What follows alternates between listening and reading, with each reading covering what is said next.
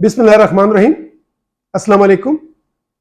मैं डॉक्टर जावेद इकबाल फारूकी हूं और आज वर्ल्ड हेपेटाइटिस डे के हवाले से आप दोस्तों के साथ बात करना चाहूँगा।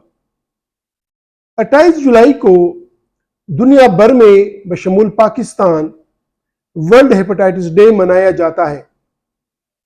इस दिन को मनाने का मकसद अवाम में हेपेटाइटिस के बारे में शऊर पैदा करना है। हेपेटाइटिस बी और सी हर साल न सिर्फ ये कि लाखों लोगों की जानें ले लेता है, बल्कि इससे भी कई गुना ज्यादा लोगों में सिरोसिस का बायस बनता है, जिसकी वजह से आए रोज इन मरीजों में मुख्तलिफ किस्म की पेचीदगियां पैदा होती हैं, जैसा कि मदहोशी, खून की उल्टियां, पेट में पानी का जमा हो जाना और जिगर का कैंसर।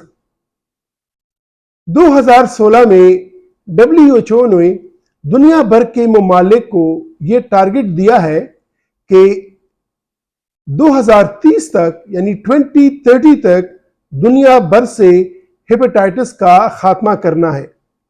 यह मकसद हासिल करने के लिए दो बड़े काम करने जरूरी हैं। नंबर एक, हेपेटाइटिस के तमाम मरीजों का बरवक्त और मुकम्मल इलाज, और नंबर दो, हेपेटाइटिस से बचाव को यकीनी बनाना।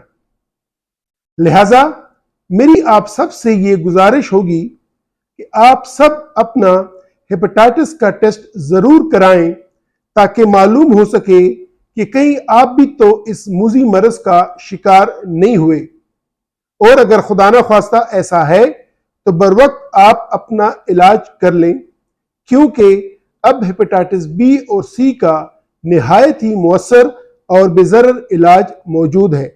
शुक्रिया।